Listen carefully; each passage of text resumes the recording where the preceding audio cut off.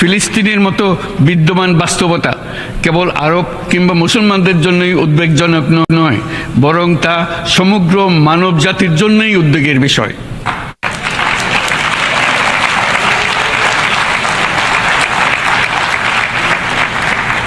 একজন মানুষ হিসেবে প্রত্যেক ফিলিস্তিনির জীবন অমূল্য।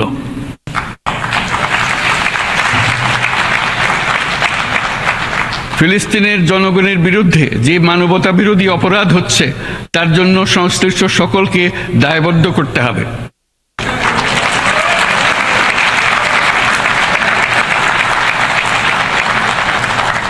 ফিলিস্তিনের জনগণের উপর চলমান নৃশংসতা, বিশেষত নারী এবং শিশুদের সাথে প্রতিনিয়ত যে নিষ্ঠুরতা বিশ্ব দেখাচ্ছে, তা থেকে নিস্তারের জন্য বাংলাদেশ অনতিবিলম্বে সম্পূর্ণ যুদ্ধবিরতির আহ্বান জানাচ্ছে।